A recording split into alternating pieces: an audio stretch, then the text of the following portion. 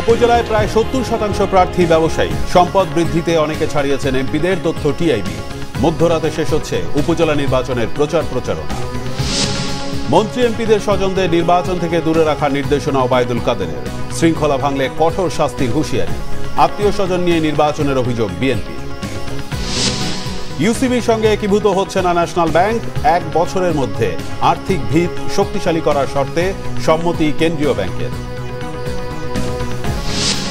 বৃষ্টিপাত থাকবে 15 মে পর্যন্ত। বিভিন্ন জায়গায় কালবৈশাখীর পূর্বাভাস। তাপমাত্রা কমে জনজীবনে স্বস্তি। সহসাই তাপপ্রবাহের সম্ভাবনা নেই। ফিলিস্তিনে ইসরায়েলি আগ্রাসনের প্রতিবাদে রাজধানী সহ সারা দেশে ছাত্রলীগ ও শিক্ষার্থীদের পদযাত্রা, সমাবেশ। বিশ্বজুড়ে ছাত্র আন্দোলনের সংহতি। দেখছিলেন বিআরবি কেবল সংবাদ শিরোনাম। এবার বিস্তারিত। ট্রান্সপারেন্সি ইন্টারন্যাশনাল বাংলাদেশ টিআইবি জানিয়েছে, জাতীয় নির্বাচনের মতো স্থানীয় সরকার নির্বাচনেও ব্যবসায়ীদের দাপট বেড়েছে। চেয়ারম্যান প্রার্থীদের 69.86% ব্যবসায়ী। 5 বছরে অস্থাবর সম্পদ বৃদ্ধিতে উপজেলা পরিষদের জনপ্রতিনিধিরা পেছনে ফেলেছেন সংসদ সদস্যদের। নির্বাচনে অংশগ্রহণকারীদের অধিকাংশই আওয়ামী লীগ দলীয় স্বতন্ত্র প্রার্থী। প্রথম ধাপে নির্বাচনে চেয়ারম্যান পদে লড়ছেন এমন 13 জন মন্ত্রী এমপি স্বজন। আরো জানাচ্ছেন জাহাঙ্গীর আকন্দ। প্রথম ধাপের উপজেলা নির্বাচনের 144টি উপজেলার প্রার্থীদের হলফনামায় দেয়া তথ্য উপাত্ত বিশ্লেষণ করে এর প্রতিবেদন তুলে ধরে ট্রান্সপারেন্সি ইন্টারন্যাশনাল বাংলাদেশ টিআইবি জানায়, উপজেলা নির্বাচনে চেয়ারম্যান প্রার্থীদের 69.86%ই নিজেদের ব্যবসায়ী হিসেবে হলফনামায় পরিচয় দিয়েছেন। 11.19% পেশা হিসেবে দেখিয়েছেন কৃষিকাজকে। তৃতীয় ও চতুর্থ অবস্থানে আছে আইনজীবী ও শিক্ষক। ব্যবসায়ীদের নির্বাচনে বা রাজনীতির সাথে ব্যবসায় যে একাকার হয়ে যাওয়ার চিত্রটা, সেটা কিন্তু স্বাভাবিকতার পরিচায়ক না। এটা কিন্তু একটা অস্বাভাবিক একটা বলে যে বিকাশ ঘটেছে। এবং জনপ্রতিনিধিত্বের অবস্থানটাকে কিন্তু ক্ষমতায় থাকা এবং ক্ষমতা কর্তৃত্ব পাওয়ার যে চাহিদা, সেটা এত প্রবল যে এর সুযোগ থেকে কেউ বঞ্চিত হতে চান না, বা কাকে বঞ্চিত করব না, সেই সিদ্ধান্ত কিন্তু আসলে দলীয় কর্তৃপক্ষ নেওয়ার মতো সক্ষমতা এখন হারিয়েছে বলে মনে হচ্ছে। 1 দশকে আয় বৃদ্ধিতে উপজেলা পরিষদের জনপ্রতিনিধিরা প্রায় সমানে পাল্লা দিয়েছেন সংসদ সদস্যদের সাথে। 15 বছরে সংসদ সদস্যদের ক্ষেত্রে আয় বৃদ্ধির হার যেখানে সর্বোচ্চ 20,192%, সেখানে একজন নারী ভাইস চেয়ারম্যানের সম্পদ বেড়েছে সর্বোচ্চ 18,233%। প্রার্থীদের মধ্যে সবচেয়ে বেশি পরিমাণ 1,528 কোটি টাকার ঋণ আছে সিলেটের বিশ্বনাথ উপজেলার চেয়ারম্যান প্রার্থী আকদ্দুস আলীর। কয়েক হাজার গুণ যাদের সম্পদ বেড়েছে বা আয় বেড়েছে, সেটা বৈধের সাথে সামঞ্জস্যপূর্ণ কিনা, এই বিষয়টি খতিয়ে দেখার জন্য বিরাট ধরনের রকেট সায়েন্সের প্রয়োজন নেই। সংশ্লিষ্ট প্রতিষ্ঠানগুলো তাদের যথাযথ ভূমিকা পালন করলে সেটা দেখতে পারেন। একইভাবে আবার যারা একেবারেই 10 টাকা 12 টাকা আয় দেখেছে, সেটা কি বিশ্বাসযোগ্য, যথেষ্ট? এটা নিয়ে প্রশ্ন উঠতেই পারে। তাহলে কেন তথ্য গোপন করেছেন? তথ্য গোপন করার একটা অপরাধ। তো যারা কম তথ্য দিয়েছেন তারা যেরকম অন্যায় করেছেন, একইভাবে যাদের তথ্য বিশাল, তাদের দেওয়া তথ্য অনুযায়ী বিশালভাবে সম্পদের বিকাশ হয়েছে, সেক্ষেত্রেও কিন্তু এটা পরোক্ষযোগ্য একটা বিষয়। এবং সেটা আমলে নিয়ে সংশ্লিষ্ট প্রতিষ্ঠান, আমি রিপিট করছি, 3টি প্রতিষ্ঠান সরাসরিভাবে আমরা মনে করি, নির্বাচন কমিশন তো বটেই, জাতীয় রাজস্ব বোর্ড এবং আইন প্রক্রিয়া সংস্থার মধ্যে দুর্নীতি দমন কমিশন, তাদের এখতিয়ারভুক্ত। টিআইবি জানায়, উপজেলা নির্বাচনে অংশ নেওয়া প্রার্থীদের 16.64% মামলায় অভিযুক্ত। এবার উপজেলা নির্বাচনে নারীর অংশগ্রহণ জাতীয় সংসদের তুলনায় কম। জাহাঙ্গীর আকন্দ, বাংলা ভিশন, ঢাকা। আজ মধ্যরাতে শেষ হচ্ছে প্রথম ধাপের উপজেলা নির্বাচনের প্রচারণা। শেষ দিনের প্রচারণায় মাঠ চষে বেড়াচ্ছেন প্রার্থীরা। প্রথম ধাপে উপজেলা নির্বাচনের ভোট হচ্ছে সিলেটে। ভোটারদের মন জয়ে নানা প্রতিশ্রুতি দিচ্ছেন প্রার্থীরা। তবে যোগ্যতার চুলচেরা বিশ্লেষণ করেই ভোট দিতে চান ভোটাররা। সিলেট প্রতিনিধি দীপু সিদ্দিকীর তথ্য ছবিতে ডেস্ক রিপোর্ট। সকাল থেকে রাত পর্যন্ত প্রচারণায় ব্যস্ত সিলেট সদর, বিশ্বনাথ, দক্ষিণ সুরমা ও গোলাপগঞ্জ সহ কয়েকটি উপজেলা নির্বাচনের প্রার্থীরা। উপজেলার বিভিন্ন সমস্যা সমাধানের আশ্বাস দিয়ে ভোট চাইছেন তারা। সিলেটের 4 উপজেলায় চেয়ারম্যান পদে লড়ছেন 24 জন প্রার্থী। যে মানুষের দুর্যোগে দুঃসময়ে পাশে দাঁড়িয়েছে, তাদেরকেই আমি বিশ্বাস করি মানুষ গ্রহণ করবে। যদি আমি নির্বাচিত হই, দুর্নীতির উদ্দেশ্যে আমি শতভাগ চেষ্টা করব কাজ করে যাওয়া। ওখানে আমার কাছে দুর্নীতির আশ্রয় থাকবে না। শিক্ষা ক্ষেত্রে সবচেয়ে বেশি কাজ করার জন্য আমি আমার আপ্রাণ চেষ্টা করি। আমি এই যতটা রাস্তাঘাট ভাঙ্গা আছে ইনশাআল্লাহ এটা আমি সংশোধন করিয়া দিব। আমি জয়ের জন্য শতভাগ আশাবাদী, জয় করব ইনশাআল্লাহ। পরিষদে যতটুকু অনুদান আসবে আমি সেই অনুদানটুকু আমি শতভাগ নিশ্চিত করিয়া আমি জনগণের কাছে বিলাইয়া দেওয়া পক্ষ হইল আমার প্রথম প্রতিশ্রুতি। আমার সর্বোচ্চ দিয়ে চেষ্টা করব এই উপজেলাকে একটা স্মার্ট উপজেলা করে গড়ে তুলব। এই মানুষের যে সাড়া পাইছি এই অবধি যদি তারা 8 তারিখ ভোট দেয়, আমি ইনশাল্লাহ আমি মনে করি যে আমার বিজয় নিশ্চিত ইনশাল্লাহ।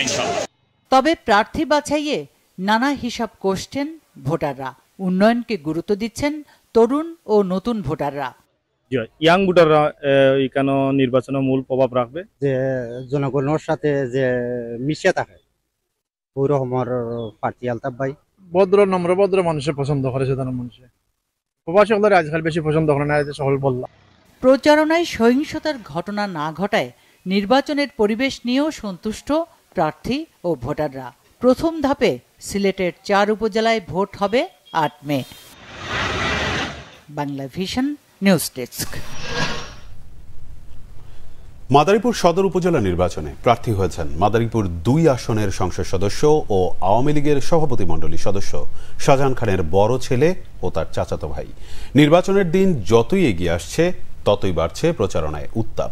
ভোট চাইতে ঘরে ঘরে যাচ্ছেন প্রার্থীরা। পছন্দের প্রার্থীকেই বেছে নেবেন জানালেন ভোটাররা। মাদারীপুর প্রতিনিধি ফরিদুদ্দিন মুক্তির তথ্য ও ছবিতে ডেস্ক রিপোর্ট। প্রতীক বরাদ্দের পরপরই জমে ওঠে মাদারীপুর সদর উপজেলা পরিষদ নির্বাচনের প্রচারণা। উন্নয়নের নানা প্রতিশ্রুতিতে ভোটারদের দ্বারে দ্বারে ঘুরছেন প্রার্থীরা। নির্বাচনে চেয়ারম্যান পদে 2 জন, ভাইস চেয়ারম্যান পদে 3 জন এবং মহিলা ভাইস চেয়ারম্যান পদে 5 প্রার্থী প্রতিদ্বন্দ্বিতা করছেন। চেয়ারম্যান পদে আনারস প্রতীকে নির্বাচন করছেন মাদারীপুর 2 আসনের সংসদ সদস্য শাহজাহান খানের বড় ছেলে, কেন্দ্রীয় যুবলীগের কার্যকরী সদস্য আসিফুর রহমান আসিফ খান। একমাত্র প্রতিদ্বন্দ্বী তাঁর চাচা, জেলা আওয়ামী লীগের সাংগঠনিক সম্পাদক ও 2 বারের উপজেলা চেয়ারম্যান পাভিলুর রহমান শফিক খান। তিনি লড়ছেন মোটরসাইকেল প্রতীকে। সৎ যোগ্য প্রার্থীকে ভোট দেওয়ার কথা জানান ভোটাররা। আমাদের চাই ফির যে আমরা যে যোগ্য ব্যক্তি তারে আমরা ভোট দিয়ে জয় করতে চাই। এমন একজন প্রার্থীকে ভোট দিতে চাই যার দ্বারা শিক্ষা প্রতিষ্ঠান, দেশের উন্নয়ন, সে তো একজন উপজেলা চেয়ারম্যান হবে, তার সমস্ত উপজেলাটা যেন তার গুছানো থাকে। আসিফুর রহমান খান একজন যোগ্য প্রার্থী এবং তারই আমরা ভোট দেব। মাদক, সন্ত্রাস, কিশোর গ্যাং, ইফটিজিন, অটোরিকশা শ্রমিকদের হয়রানি, এগুলো নিধন করার জন্য যদি একমাত্র কোনো উপজেলা প্রার্থী হয়ে থাকে, বিকল্প শফিক খানের বিকল্প অন্য কেউ নেই। এদিকে পাভিলুর রহমান শফিক খানের অভিযোগ, নির্বাচনে ছেলের পক্ষে প্রচারণা চালাচ্ছেন শাহজাহান খান। কিন্তু অভিযোগ অস্বীকার করেছেন আসিফুর রহমান খান। দুজনেই উন্নয়নের নানা প্রতিশ্রুতি নিয়ে ভোটের মাঠ চষে বেড়াচ্ছেন। জয়ের ব্যাপারে দুজনই আশাবাদী। জনগণের প্রতি শতভাগ আস্থা আছে।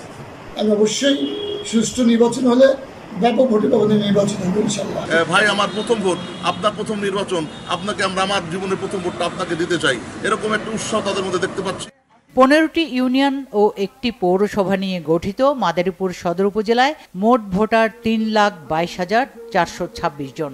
8 মে হাড্ডাহাড্ডি লড়াইয়ে কে হবেন চেয়ারম্যান, সেটাই এখন মাদারীপুরের আলোচনার কেন্দ্রবিন্দু। Bangla vision news desk. শেষ মুহূর্তের প্রচারণা চলছে গাজীপুরের 3 উপজেলা পরিষদ নির্বাচনে। দম ফেলার ফুরসত নেই প্রার্থীদের। অভিযোগ পাল্টা অভিযোগ ও কথার লড়াইয়ে ভোটারদের মন জয়ের চেষ্টা তাদের। নির্বাচন সম্পূর্ণ প্রভাবমুক্ত রাখতে সব ধরনের প্রস্তুতি নেওয়া হয়েছে বলে জানিয়েছে নির্বাচন কমিশন। গাজীপুর থেকে মীর মোহাম্মদ ফারুকের তথ্য ছবিতে ডেস্ক রিপোর্ট। প্রচারণায় সরগরম গাজীপুরের কাপাসিয়া, কালীগঞ্জ ও সদর উপজেলা পরিষদ। 3 উপজেলায় ভোট 8 মে। ভোটারদের মন জয়ে সকাল থেকে মধ্যরাত পর্যন্ত প্রচারণা চালাচ্ছেন প্রার্থীরা। পরস্পরের বিরুদ্ধে প্রচারণায় বাধা, পোস্টার ছিঁড়ে ফেলা ও হামলার নানা অভিযোগ প্রার্থীদের। যারা আমার বিরুদ্ধে নির্বাচন করছেন তারা এভাবে পৌঁছিয়ে দিচ্ছে, ভোট হয়তো দিতে পারবেন কিন্তু রেজাল্ট হয়তো হবে না, রেজাল্ট হবে অন্যদের। এইভাবে মানুষকে বিভিন্নভাবে ভীতির সঞ্চার করতেছে এবং আওয়ামী লীগের যে সকল নেতাকর্মী বা নির্বাচিত প্রতিনিধিরা আমার পক্ষে নির্বাচনে নেমেছে তাদেরকে নির্বাচন থেকে সরে যাওয়ার জন্য বিভিন্ন জায়গায় হুমকি প্রদান করা হচ্ছে। জনগণ থেকে বিচ্ছিন্ন হওয়ার পর থেকেই ওনার মাথায় ঠিক নাই, তো সুতরাং ভয়ভীতি যদি দেখাইতো তাইলে কাপাসিয়ার মানুষ সেটা বলতো। এখানে কোনো ভয়ভীতি দেখানোর কোনো প্রশ্নই আসে না। এটা তাজউদ্দিন আহমেদের এলাকা, এখানে ওনার কন্যা সিমিন হোসেন রিমি আপা এখানে এমপি, এখানে সকলের অভিভাবক, কাপাসিয়ার সর্বস্তরের মানুষের অভিভাবক উনি, সুতরাং এখানে হুমকি ধমকির প্রশ্নই আসে না। নির্বাচন সুষ্ঠু ও শান্তিপূর্ণ হলে জয়ের ব্যাপারে আশাবাদী প্রার্থীদের অনেকে। মানুষের যে অতি উৎসাহী সেই হিসাবে আমি বলতে পারি আগামী দিন আমাকে জনগণ আমাকে বঞ্চিত করবে না ইনশাল্লাহ। প্রচুর সাড়া পাচ্ছি, এদিক থেকে আমি আমার বিজয়ের ব্যাপারে আমি শতভাগ ইনশাল্লাহ নিশ্চিত। এদিকে ভোটাররা চান যোগ্য প্রার্থী বেছে নিতে, যাকে আমরা সবসময় বিপদে আপদে কাছে পাই, যোগ্য প্রার্থী হিসাবে আমরা যোগ্য প্রার্থীকে মহামূল্যবান ভোট প্রদান করিব। অভিজ্ঞ এবং স্বচ্ছ রাজনীতিবিদকে আমরা ভোট দেব। শান্তিতে বসবাস করতে পারি এমন একজন সৎ এবং যোগ্যতা, শিক্ষাগত যোগ্যতা যার বেশি, তাকে আমরা ভোট দিতে চাই। এমন লোকের ভোট দেব যে সমাজ গড়ে নিয়ে তুলতে পারবে। নির্বাচন সম্পূর্ণ প্রভাব মুক্ত রাখতে সব ধরনের প্রস্তুতি নেওয়া হয়েছে বলে জানিয়েছেন গাজীপুরের জেলা প্রশাসক। কোনো ভোটার কোনো কথায় প্রভাবিত হবে না। এই নির্বাচনের কাজের সাথে যারা সংশ্লিষ্ট তারা কারো পক্ষে কাজ করার কোনো সুযোগ নাই, আইনগতভাবে তো নাই। যদি কেউ করে থাকে তার বিরুদ্ধে কঠোরতম ব্যবস্থা আমরাই গ্রহণ করব। 3 উপজেলায় চেয়ারম্যান, ভাইস চেয়ারম্যান ও মহিলা ভাইস চেয়ারম্যান পদে নির্বাচন করছেন 34 জন প্রার্থী। Bangla vision news desk. বিএনপির গণতন্ত্রের প্রতি কখনোই আগ্রহ ছিল না বলেছেন আওয়ামী লীগের সাধারণ সম্পাদক ওবায়দুল কাদের। দলটি 75 থেকে 2006 পর্যন্ত গণতন্ত্র ধ্বংস করেছে বলে অভিযোগ তার। মন্ত্রী এমপিদের স্বজনদের উপজেলা নির্বাচন থেকে দূরে রাখতে সাংগঠনিক সম্পাদকদের আরও উদ্যোগী হওয়ার নির্দেশও দেন তিনি। বিস্তারিত জানাচ্ছেন মামুন আব্দুল্লাহ। আওয়ামী লীগ সভাপতির ধানমন্ডি রাজনৈতিক কার্যালয়ে দলের সম্পাদক মণ্ডলীর সভা হয়েছে। 23 জুন দলের প্রতিষ্ঠাবার্ষিকী এবং 17 মে প্রধানমন্ত্রী শেখ হাসিনার স্বদেশ প্রত্যাবর্তন দিবসের নানা কর্মসূচি চূড়ান্ত হয় সভায়। পরে সংবাদ সম্মেলনে দলের সাধারণ সম্পাদক ওবায়দুল কাদের জানান, প্রতিষ্ঠাবার্ষিকীর কর্মসূচি হবে 3 দিনের। সংকটকালীন সময় বিবেচনায় বাতিল করা হয়েছে আলোকসজ্জা। প্রতিষ্ঠাবার্ষিকীর আমন্ত্রণ পাবে বিএনপি। দলীয় শৃঙ্খলা ভেঙে উপজেলা নির্বাচন করলে সময়মতো শাস্তি পেতে হবে বলেও আবারও হুঁশিয়ারি তার। আওয়ামী লীগের গত জাতীয় সংসদ নির্বাচন, এই নির্বাচনে আমরা কতজন এমপিকে বাদ দিয়েছি, যেটা এক রকমের শাস্তি না। আমাদের যারাই পার্টির ডিসিপ্লিন ভঙ্গ করবে সময় মতো কোনো না কোনোভাবে শাস্তি তাদের পেতে হবে। বিএনপি নেতাদের মুখে গণতন্ত্রের কথা শোভা পায় না বলেও এ সময় মন্তব্য করেন আওয়ামী লীগ সাধারণ সম্পাদক। বিএনপি গণতন্ত্রের প্রতি তাদের আগ্রহ কোনোদিনও ছিল না। গণতন্ত্র, স্বাধীন নির্বাচন ব্যবস্থা এটা এবং গণতন্ত্রকে শৃঙ্খল মুক্ত করার কাজটি বঙ্গবন্ধু কন্যা শেখ হাসিনাই এদেশে করেছে। পৃথিবীর কোনো দেশই পারফেক্ট নির্বাচন উপহার দিতে পারে না বলেও মন্তব্য করেন ওবায়দুল কাদের। পৃথিবীতে আপনি একটা দেশ দেখান যে দেশে গণতন্ত্র পারফেক্ট, নির্বাচন পুরোপুরি পারফেক্ট, এটা কেউ দাবি করতে পারবে। মামুন আব্দুল্লাহ, বাংলা ভিশন, ঢাকা। বিএনপির সিনিয়র যুগ্ম মহাসচিব রুহুল কবির রিজভীর অভিযোগ, উপজেলায় নিজেদের আত্মীয় স্বজনদের নিয়ে নির্বাচন করছে ক্ষমতাসীনরা। মন্ত্রী এমপিদের পরিবারের সদস্য ছাড়া অন্য নেতাদের সুযোগ মিলছে না। বিএনপি সবল আছে টের পেয়ে পুলিশ দিয়ে নিয়ন্ত্রণ করছে। বেগম খালেদা জিয়া সহ কারাগারে আটক নেতাকর্মীদের মুক্তির দাবিতে জাতীয় প্রেস ক্লাবের সামনে মানববন্ধন করা হয়। রুহুল কবির রিজভী বলেন, নিজেদের দুর্বলতা ঢাকতে বিএনপিকে নিয়ে সবসময় মিথ্যাচার করছে আওয়ামী লীগ। জনসমর্থনহীন হয়ে পড়েছে তারা। চারপাশে দুর্নীতি, লুটপাটকারীরা ঘিরে রেখেছে ক্ষমতাসীনদের। রিজভী অভিযোগ করেন, গণতান্ত্রিক শাসন নেই বলেই বিদ্যুৎ গ্যাসের দাম বাড়িয়ে বাজার নিয়ন্ত্রণহীন করে মানুষের গলা চেপে ধরেছে সরকার। দিন দিন ঋণের বোঝা বাড়িয়ে প্রত্যেকটি ক্ষেত্রে ব্যর্থতার পরিচয় দিচ্ছে আওয়ামী লীগ। এই সরকার প্রকৃতপক্ষেই একটা ব্যর্থ সরকার, একটা ষড়যন্ত্রকারী দুর্বিসন্ধমূলক কাজ করার সরকার। এই সরকার এই দেশের মানুষকে স্বস্তি দিতে আসে। আর যে গণতন্ত্রের কথা বলে, সে যদি মরেও যায়, কবরেও থাকে, তার নামে মামলা হয়। সে যদি হজ করতে যায়, তার নামে মামলা হয়। সে যদি প্যারালাইসিসের রোগী হয়ে হাসপাতালে থাকে, তার নামে মামলা দেয় এই সরকারের বাহাদুর পুলিশ কর্মকর্তারা। খেলাপি ঋণের বোঝা ও সুশাসনের অভাবে ডুবতে বসা ন্যাশনাল ব্যাংক ইউসিবি ব্যাংকের সঙ্গে একীভূত হচ্ছে না। ব্যাংকটির নবনিযুক্ত পর্ষদের চেয়ারম্যান খলিলুর রহমান জানিয়েছেন, আগামী 1 বছরের মধ্যে ব্যাংকের আর্থিক ভিত শক্তিশালী করার শর্তে আপাতত একীভূত না হওয়ার বিষয়ে সম্মতি দিয়েছে কেন্দ্রীয় ব্যাংক। বিকেলে রাজধানীতে ন্যাশনাল ব্যাংকের প্রধান কার্যালয়ে আয়োজিত এক সংবাদ সম্মেলনে এসব কথা জানানো হয়। খলিলুর রহমান আরও জানান, ন্যাশনাল ব্যাংকে টেনে তুলতে উদ্যোক্তারা 1000 কোটি টাকা মূলধন বিনিয়োগ করবেন। পাশাপাশি নতুন করে 3000 কোটি টাকা আমানত সংগ্রহের পরিকল্পনা নিয়েছে ব্যাংক।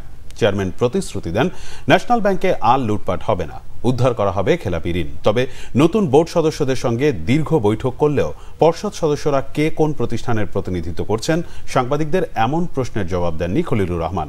এক পর্যায়ে বাংলাদেশ ব্যাংকে মিটিংয়ের কথা বলে সংবাদ সম্মেলন স্থল ত্যাগ করেন ন্যাশনাল ব্যাংকের নবনিযুক্ত পর্ষদের চেয়ারম্যান। মাছ করতে চাইছিল, আমরা বাংলা ব্যাংকে বলছি যে দেখেন এটা জনগণের ব্যাংক, আমরা এটাকে মাছ করতে রাজি না। আমরা যারা দায়িত্ব ছিলাম তখনই আমরা একমত হই না এটাকে মাছ করার জন্য। আমরা বলছি এটাকে মাছ করবো না। বাংলাদেশ এটা আমাদের কথার উপর রাজি হয়েছে, রাজি হয়ে এটা আমাদেরকে দায়িত্ব দিয়েছে, বলছে আপনারা এতদিনের মধ্যে ব্যাংকটা পরিবর্তন করতে হবে। তা আমরা সবাই মিলে পরিশ্রম করবো। লুটপাট আর হবে না জীবনে, এটা বলে আর 1 পয়সা লুটপাট হবে না। এটা আমি আপনাদের কাছে প্রতিজ্ঞা করতে পারি, আপনাদের কাছে ওয়াদা দিতে পারি, 1 পয়সা লুট হবে না। সুন্দরবনের আগুন নিয়ন্ত্রণে আনায় স্বরাষ্ট্র মন্ত্রণালয় ও ফায়ার সার্ভিসের ভূমিকায় সন্তোষ জানিয়েছেন প্রধানমন্ত্রী শেখ হাসিনা। সকালে তেজগাঁওয়ে মন্ত্রিসভা বৈঠকের অনির্ধারিত আলোচনায় স্বরাষ্ট্রমন্ত্রী জানান, সুন্দরবনের আগুন নিয়ন্ত্রণে এসেছে, তবে এখনও পুরোপুরি নিভে যায়নি। আরও কয়েকদিন পর্যবেক্ষণের কথা প্রধানমন্ত্রীকে অবহিত করেছেন তিনি। সচিবালয়ে মন্ত্রিসভার পরবর্তী বৈঠকে মন্ত্রিপরিষদ সচিব মোহাম্মদ মাহবুব হোসেন জানান, বৈঠকে প্রধানমন্ত্রী শেখ হাসিনার কাছে সুন্দরবনের আগুনের সর্বশেষ পরিস্থিতি জানিয়েছেন স্বরাষ্ট্রমন্ত্রী। এতে প্রধানমন্ত্রী সন্তোষ প্রকাশ করেন বলে জানান মন্ত্রিপরিষদ সচিব। তিনি আরও বলেন, শিগগিরই বাংলাদেশ ও উজবেকিস্তানের সঙ্গে সরাসরি বিমান চলাচল শুরু হবে। মন্ত্রিসভা বৈঠকে এ ধরনের একটি খসড়া অনুমোদন দেওয়া হয়েছে।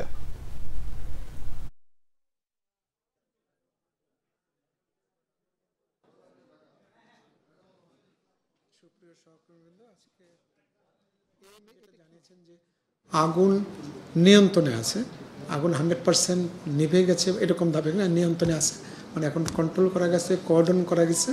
ওরা আগামী কয়েকদিন এটা অবজারভেশন রাখবেন হেলিকপ্টার, এবং তারা দেখবেন যে এটি আবার, কারণ বনের আগুন কিন্তু স্বাভাবিক আগুন নয়। আপাত দৃষ্টি মনে হয় যে নিভে গেছে, কিন্তু আপনার কোনো একটা দিয়ে মানে লতা দিয়ে হয়তো আগুনটা অনেক দূর পর্যন্ত চলে যায়, পরে কিন্তু আবার এটা জেগে ওঠে আর কি। তো বনের আগুন নিভানোর ক্ষেত্রে আপনার সাথে সাথে ডিক্লেয়ার করা যায় না। তো এই জন্য তারা এখন ওখানে ক্লোজ মনিটরিং অবজারভেশনে রাখবেন। রাজধানী সহ দেশের বিভিন্ন জায়গায় রবিবার রাতে বৃষ্টি ও শিলাবৃষ্টির পর তাপমাত্রা অনেকটাই কমে এসেছে। তীব্র তাপপ্রবাহে অতিষ্ঠ জনজীবনে ফিরেছে স্বস্তি।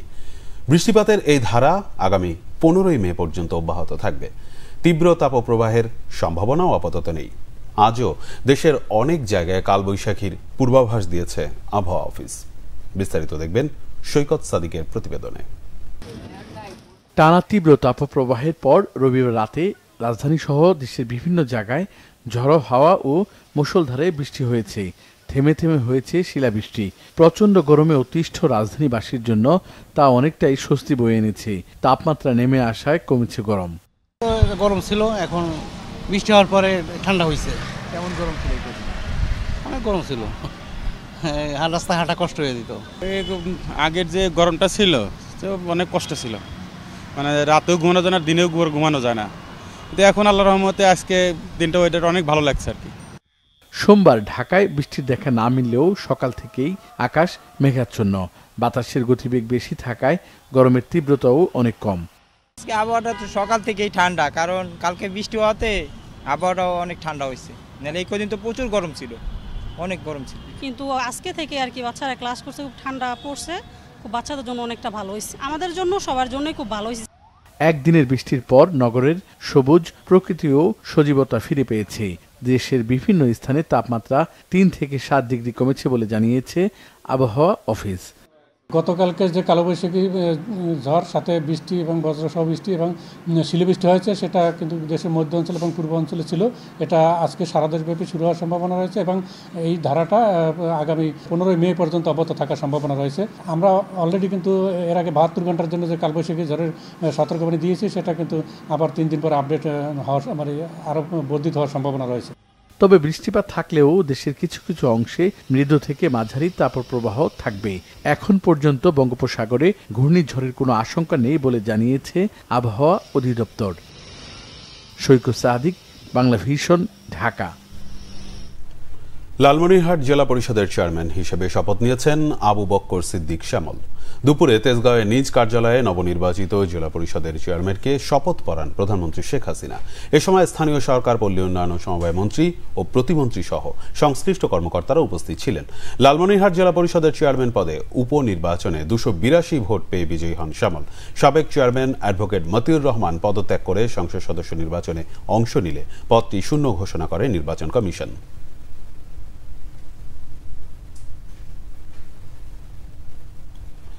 ফিলিস্তিনে ইসরায়েলি অভিযান ও হত্যাযজ্ঞের প্রতিবাদ জানিয়ে রাজধানীতে ছাত্রলীগের উদ্যোগে পদযাত্রা ও সমাবেশ হয়েছে। যুক্তরাষ্ট্র সহ বিশ্বজুড়ে শিক্ষার্থীদের আন্দোলনের সঙ্গে একাত্মতা প্রকাশ করা হয়েছে সমাবেশে। ইসরায়েলকে ফিলিস্তিনের বিরুদ্ধে দমন নীতি থেকে সরে আসার জোর দাবি জানিয়েছেন ছাত্রলীগ নেতারা। মহিবুল্লাহ মুহিবের রিপোর্টে বিস্তারিত। ফিলিস্তিনি ভূখণ্ডে ইসরায়েলি আগ্রাসনের প্রতিবাদে ছাত্রলীগের উদ্যোগে দুপুরে পদযাত্রা শুরু হয় ঢাকা বিশ্ববিদ্যালয়ের মধুর ক্যান্টিন থেকে। ফিলিস্তিন ও বাংলাদেশের পতাকা হাতে এই পদযাত্রা ও সমাবেশ কর্মসূচিতে অংশ নেয় ঢাকা বিশ্ববিদ্যালয় সহ রাজধানীর বিভিন্ন বিশ্ববিদ্যালয়ের শিক্ষার্থীরা। বিশ্ববিদ্যালয়ের বিভিন্ন এলাকা প্রদক্ষিণ করে রাজু ভাস্কর্যে গিয়ে পদযাত্রাটি সমাবেশে পরিণত হয়। ফিলিস্তিনিদের সঙ্গে সংহতি প্রকাশ করায় বাংলাদেশের শিক্ষার্থী ও প্রধানমন্ত্রী শেখ হাসিনার প্রতি কৃতজ্ঞতা জানান বাংলাদেশে অধ্যয়নরত ফিলিস্তিনি শিক্ষার্থীরা। And as we stand today in solidarity with those people, I want to shout my heart out to the students back in my home, back in Palestine. At last, I will thank the Student League at Bangladesh for this movement and also the government by Sheikh Hasina. গাজায় Israeli আগ্রাসন ও মানবাধিকার লঙ্ঘনের অবসান দাবি করেন ছাত্রলীগ নেতারা। আজকে বাংলাদেশের ছাত্র সমাজের পক্ষ থেকে পৃথিবীর বিভিন্ন দেশে প্যালেস্টাইনের স্বাধীনতা আন্দোলনের পক্ষে যারা কথা বলেছে, আগ্রাসনের বিরুদ্ধে যারা লড়াই করেছে, পুলিশি হামলার শিকার হয়েও যারা প্যালেস্টাইনের স্বাধীনতা আন্দোলনের পক্ষে তাদের কণ্ঠ উচ্চারণ করেছে, তাদের প্রতি বাংলাদেশের ছাত্র সমাজের পক্ষ থেকে আমরা সংহতি জানাই, অভিনন্দন জানাই। আমরা দেখেছি যারা গণতন্ত্রের মোড়ল, যারা বাক স্বাধীনতার সার্টিফিকেট দেয়, যারা বলে দেয় যে কোন দেশটি গণতান্ত্রিক, কোন দেশটি অগণতান্ত্রিক, যারা গণতন্ত্রের টেন্ডার নিয়েছে সারা জীবনের জন্য, যারা সব সময় ফ্রিডম অফ এক্সপ্রেশনের কথা বলে, যারা একাডেমিক ফ্রিডমের কথা বলে, যারা রাইট টু প্রটেস্টের কথা বলে, যারা পিসফুল অ্যাসেম্বলির কথা বলে, আমরা দেখেছি তাদের মুখোশ কিভাবে উন্মোচিত হয়ে গেছে। আমরা একসাথে লড়বো, একসাথে বাঁচবো, একসাথে বাসযোগ্য সুন্দর পৃথিবী গড়ে তুলবো। আমরা একসাথে শান্তিপূর্ণ মানবিক বিশ্ব গড়ে তুলবো। ইসরায়েলের মানবতা বিরোধী কর্মকাণ্ডের বিরুদ্ধে যুক্তরাষ্ট্র ও ইউরোপে বিশ্ববিদ্যালয়ের শিক্ষার্থীরা যেভাবে জেগে উঠেছে তা গোটা বিশ্বের তারুণ্যকে প্রভাবিত করছে বলে মনে করেন ছাত্র নেতারা। মুহিবুল্লাহ মুহিব, বাংলা ভিশন, ঢাকা। এদিকে ফিলিস্তিনে ইসরায়েলি আগ্রাসনের প্রতিবাদে কেন্দ্রীয় কর্মসূচির অংশ হিসেবে দেশের বিভিন্ন জায়গায় পদযাত্রা ও সমাবেশ করেছে ছাত্রলীগ। কয়েকটি জায়গায় সাধারণ শিক্ষার্থীরাও যোগ দেন এই কর্মসূচিতে। চট্টগ্রাম মহানগরীর সিআরবি রাস্তা 7 রাস্তা মোড়ে বিক্ষোভ সমাবেশ করে মহানগর ছাত্রলীগ। নগরীর স্কুল কলেজ সহ বিভিন্ন থানা ও ওয়ার্ড ছাত্রলীগের নেতাকর্মীরা এতে অংশ নেয়। ময়মনসিংহে পতাকা উত্তোলন, পদযাত্রা ও ছাত্র সমাবেশ করে কৃষি বিশ্ববিদ্যালয় ছাত্রলীগ। পাবনায় সরকারি এডওয়ার্ড কলেজের সামনে প্রধান ফটকের সামনে থেকে ছাত্রলীগের উদ্যোগে পদযাত্রা বের হয়ে শহর ঘুরে আসে। রংপুরে আলাদাভাবে কর্মসূচি পালন করেছে বেগম রোকেয়া বিশ্ববিদ্যালয় ও রংপুর সরকারি নার্সিং কলেজের শিক্ষার্থীরা। বেগম রোকেয়া বিশ্ববিদ্যালয় শাখা ছাত্রলীগ আয়োজিত কর্মসূচির সঙ্গে সংহতি প্রকাশ করেন সাধারণ শিক্ষার্থীরাও। নাটোর নবাব সিরাজউদ্দৌলা সরকারি কলেজ চত্বর থেকে পদযাত্রা করেন ছাত্রলীগ নেতাকর্মীরা। ফিলিস্তিনকে স্বাধীন রাষ্ট্র ঘোষণার দাবিতে কর্মসূচি পালন করেছে ছাত্রলীগ ও সাধারণ শিক্ষার্থীরা। কুড়িগ্রামে ফিলিস্তিনি পতাকা উত্তোলন, পদযাত্রা ও ছাত্র সমাবেশ হয়েছে। খাগড়াছড়িতে সরকারি কলেজ প্রাঙ্গণে ফিলিস্তিনের পতাকা উত্তোলন করে জেলা ছাত্রলীগ। পদযাত্রা ও সমাবেশ হয়েছে চাঁপাইনবাবগঞ্জেও।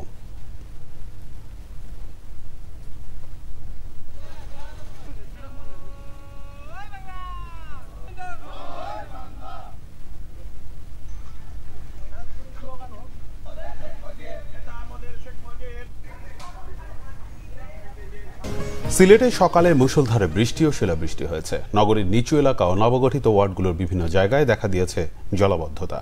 বজ্রপাত সহ বৃষ্টি হয়েছে চট্টগ্রামেও। ভোর থেকে টানা বৃষ্টি ও শিলাবৃষ্টি হয়েছে সিলেট জেলার বিভিন্ন স্থানে।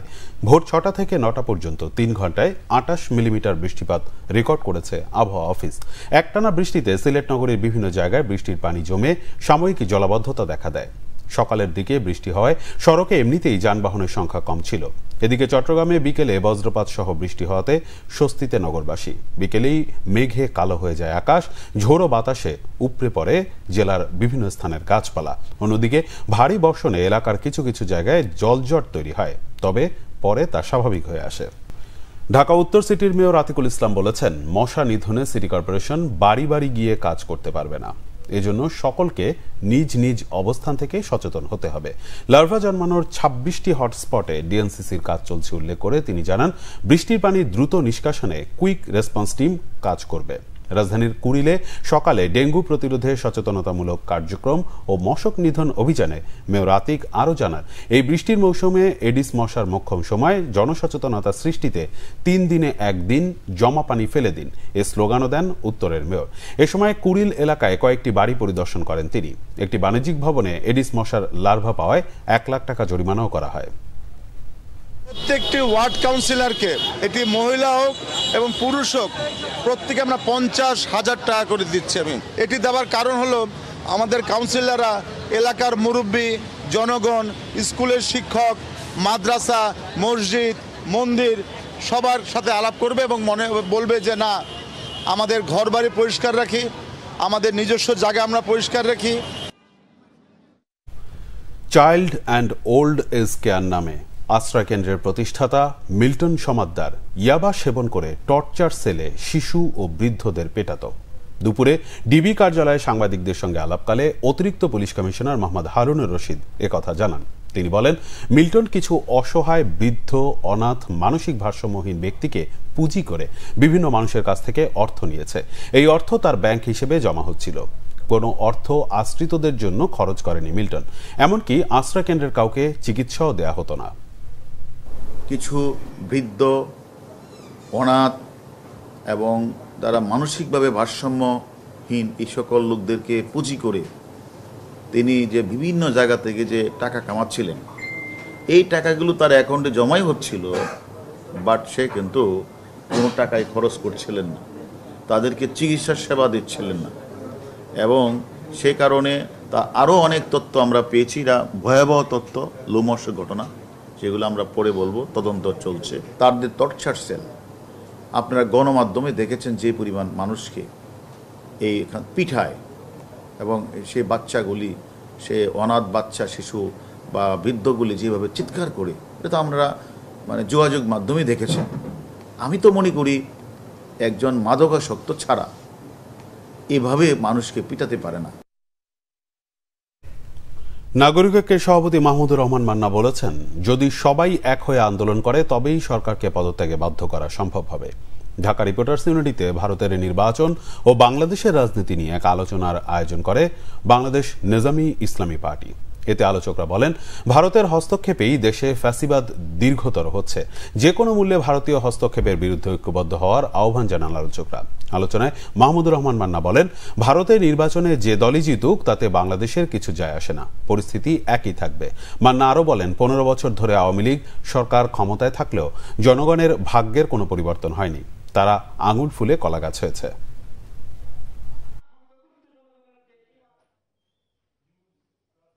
লড়াইটা যদি করি তাহলে কি পদ্ধতিতে লড়াই করলে আমি সত্যি সত্যি জিতবো, ইমোশন দিয়ে জেতা যাবে না। নিশ্চয়ই ফ্যাসিবাদের বিরুদ্ধে লড়াই করবার জন্য সর্বব্যাপক ঐক্য হওয়া দরকার। আমরা যখন রাস্তায় যাব, হাঁটতে থাকবো, সে যুগপথ হোক, যে ফর্মেই হোক, কমন একটা বিষয় আছে, তা হচ্ছে এই সরকারকে ফেলতে হবে, এই সরকারকে পদত্যাগে বাধ্য করতে হবে। লড়াই যদি ঠিক মতো লড়তে পারি, একবার যদি বিদেশিদের মনে হয় ইনি আর থাকতে পারবেন না, তখন তারা আপনার সাথে কথা বলতে আসবে, তার আগে আসছে না, তার আগে আসবে না। ওই লড়াইটা যাতে শক্তিশালীভাবে গড়ে তুলতে পারি, সেই কথা ভেবেই আমরা কাজ করতে থাকি। ধান এবং সবজির জিনগত সত্ত্ব বিদেশি কোম্পানিগুলোকে দেওয়ার প্রক্রিয়া শুরু হয়েছে দাবি করে উদ্বেগ জানিয়েছে চাষাবাদ ও পরিবেশ সংশ্লিষ্ট কয়েকটি সংগঠন। সোমবার জাতীয় প্রেস ক্লাবে সংবাদ সম্মেলনে এ উদ্বেগ জানায় সংগঠনগুলো। পরিবেশ ও স্বাস্থ্য ঝুঁকি থাকা সত্ত্বেও কৃষক পর্যায়ে কিছু নতুন জাত চাষের অনুমোদন প্রক্রিয়া চলছে উল্লেখ করে তা বন্ধে প্রয়োজনীয় পদক্ষেপ নেওয়ার আহ্বান জানানো হয়। জেনেটিক্যালি মডিফাইড খাদ্যশস্য, গোল্ডেন রাইস ও বিটি বেগুন চাষাবাদে স্বাস্থ্য ঝুঁকি এবং কৃষি পরিবেশ ক্ষতির পাশাপাশি দেশীয় কৃষির সার্বভৌমত্ব নষ্ট হচ্ছে বলেও জানানো হয় সংবাদ সম্মেলনে। এতে অংশ নেন পরিবেশবাদী সংগঠন উবিনিগ, বেলা, নয়া কৃষি আন্দোলন, নাগরিক উদ্যোগ, জিএম বিরোধী মোর্চার প্রতিনিধিরা। দুটি প্রধান ফসল ধান এবং সবজির উপর জেনেটিক ইঞ্জিনিয়ারিং করা এবং এই সত্ত্ব বিদেশি কোম্পানির হাতে দিয়ে দেয়া, এর বিরুদ্ধে ঐক্যবদ্ধভাবে সরকারকে আমাদের উদ্বেগ জানাতে চাই এবং প্রয়োজনীয় পদক্ষেপ ও কার্যক্রম গ্রহণ করার আহ্বান জানাতে চাই। এটা আমাদের ধান, যেহেতু এটা ধানের বিষয়, যেহেতু এটা বেগুনের বিষয়, আমাদের দেশটাকে আমরা পরীক্ষার ক্ষেত্র হতে দিব কিনা বেগুন এবং ধানের মতন এমন অর্থকরী এবং আমাদের প্রতিদিনের জীবনের সাথে জড়িত এমন দুইটি ফসলের সাথে। সংবাদ শেষ করব বিআরবি কেবল শিরোনামগুলো আরেকবার জানি। উপজেলায় প্রায় 70% প্রার্থী ব্যবসায়ী, সম্পদ বৃদ্ধিতে অনেকে ছাড়িয়েছেন এমপিদের, তথ্য টিআইবি। মধ্যরাতে শেষ হচ্ছে উপজেলা নির্বাচনের প্রচারণা। মন্ত্রী এমপিদের স্বজনদের নির্বাচন থেকে দূরে রাখার নির্দেশনা ওবায়দুল কাদেরের। শৃঙ্খলা ভাঙলে কঠোর শাস্তির হুঁশিয়ারি, আত্মীয় স্বজন নিয়ে নির্বাচনের অভিযোগ বিএনপি।